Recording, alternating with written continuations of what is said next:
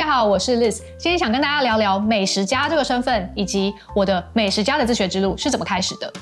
我们频道做了这么多集，一直都还没有机会跟大家讲一讲，到底美食家是什么样的人，以及我对美食家的看法。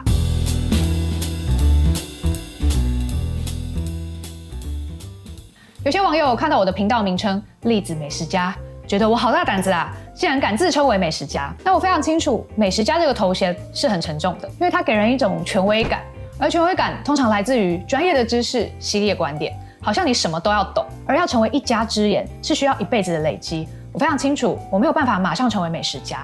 还有一点，美食家这个头衔是别人给你的，不是你自以为的。这也是为什么很多美食的内容创作者都不称呼自己为美食家，因为压力太大了，而且给人一种高高在上的感觉。只要你不是美食家，你就可以待在个人分享的舒适圈里面，你只要主观的去讲你喜不喜欢、好不好吃就可以了。但你有没有想过，一个人要怎么成为美食家？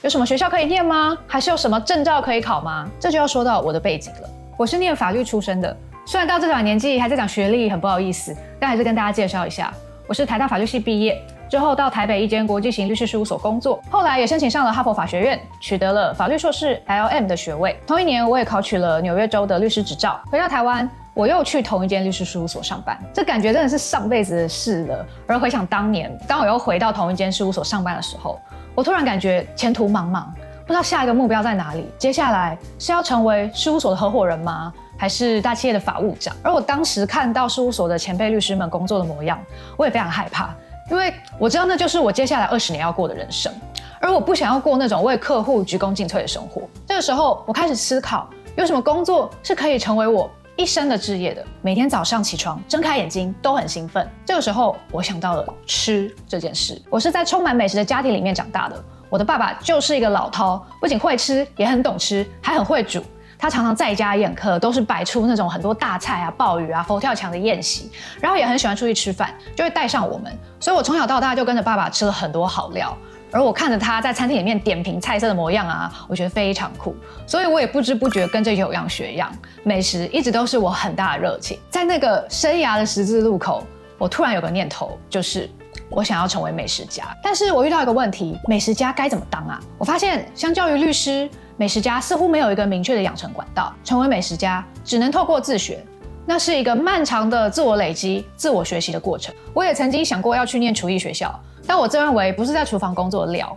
那我也想过是不是要去念类似意大利曼食大学这种美食文化的研究的学位，但我当时已经27岁了，我还要再去念一个文科硕士的学位吗？总之那个时候我左思右想，也不敢贸然的从律师事务所辞职。于是我就在一个不用加班的夜晚，开了一个部落格，就把它取名为美食家的自学之路。那我的部落格美食家的自学之路成立是在2011年3月的事情，而我在2012年2月就离开了律师事务所，再也没有回头当过律师了。那回顾这12年来，我一步一步成为美食的专职内容创作者。那除了写部落格，在2018年的时候，我还成立了另一个美食媒体，叫做 Taster 美食家。那我们的公司除了媒体的业务，也跨入了电商。那近年来也积极跨入影音领域，包括 Podcast 跟 YouTube。在这个过程中，我采访过很多国内外知名大厨，包括台湾很有代表性的江振成、陈兰书，以及许许多多海外很知名的世界级主厨。那大家可以看一下，我有一支菜单开箱影片，里面就记录搜集了我这些年来吃过的厉害的餐厅哦。所以我也尝过很多厉害的大餐，累积了不少极致的用餐体验。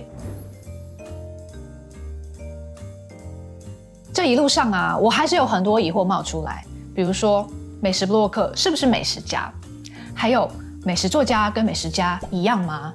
那好像很多美食家其实也是没有出过书的耶。那还有你要当美食作家，是不是一定要出书呢？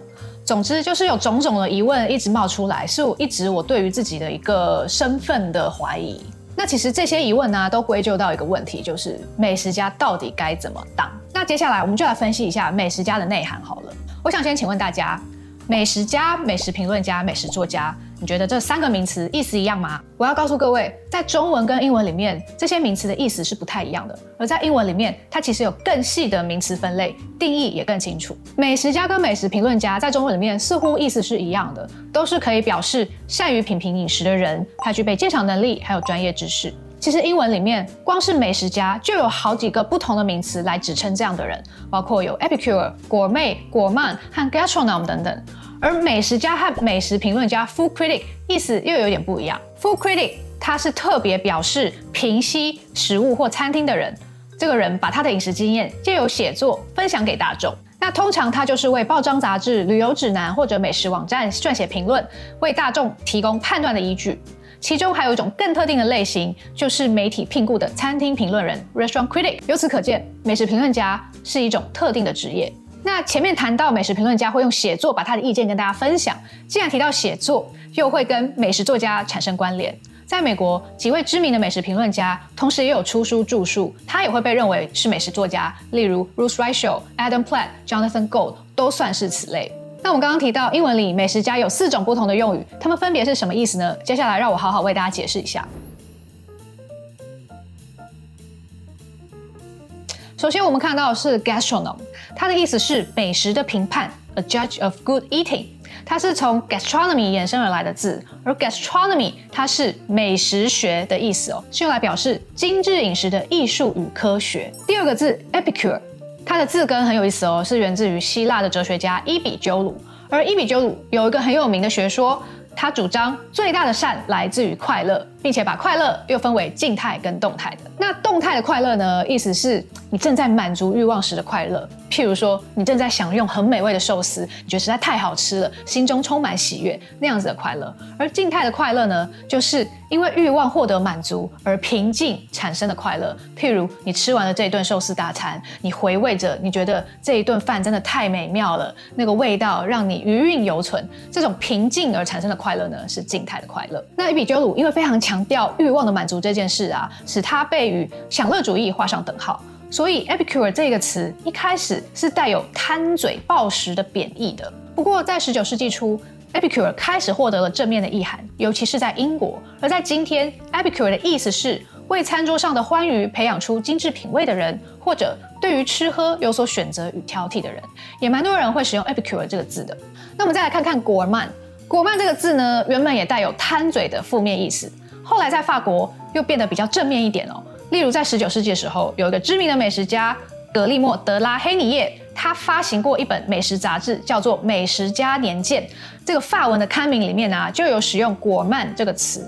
而在19世纪初，牛津英语词典也赋予果曼正面的意涵。不过时至今日，英语里面果曼其实还是有一点负面的意思啦，而且跟果妹代表的具备细腻味蕾的人是不太一样的。所以最后我们就要提到果妹这个字了。果妹被认为是具有细腻味蕾的人，而它也是很常被使用来指称美食家的一个名词哦。像我们的频道英文名称还有我的 IG 账号就是叫做 Self-Taught Gourmet， 这个就是我10多年前在取名字的时候马上就联想到的英文名词。讲了这么多啊，其实我的重点是要回到第一个用语，就是 gastronom。我几年前读过一本书，是英国的社会学家史蒂芬·梅内尔写的，叫做 All Manners of Food。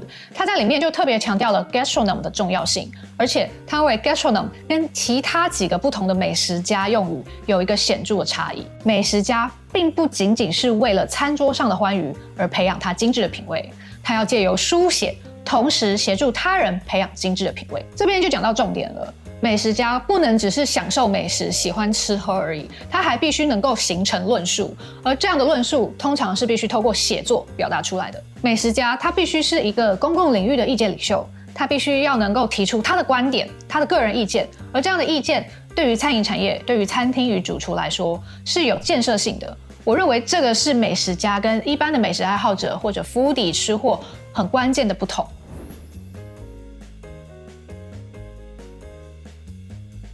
那我们刚刚讲到美食家要能够提出论述，其实这也代表他必须要有媒体的发声管道。那在网络时代以前，一个人要能提出论述，他的意见要被听到，可能是要走传统媒体的路线。那在现在，人人都可以经营自媒体，机会很多，但是也很吵杂，众声喧哗。我只能说，我刚刚好遇到自媒体、社群媒体蓬勃发展的年代，有搭上这班列车罢了。那既然现在大家都可以经营自己的 IG 账号、脸书粉专或者是 YouTube 频道，是不是人人都可以当美食家呢？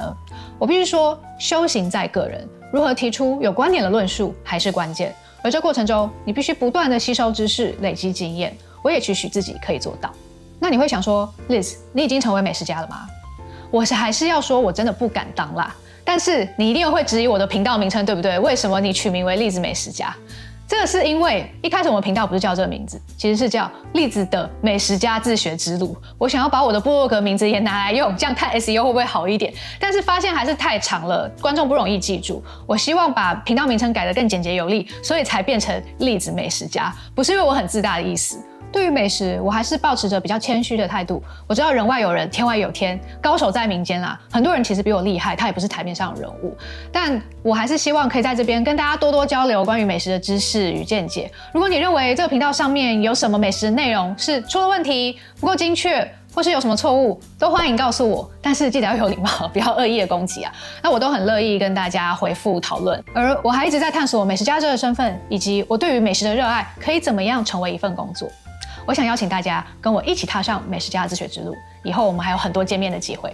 那也希望大家喜欢今天的内容。关于美食家，你有什么话想说吗？你对于美食家想象是什么呢？欢迎留言告诉我哦。最后，不要忘记订阅我们的频道，开启小铃铛。我们下次见，拜拜。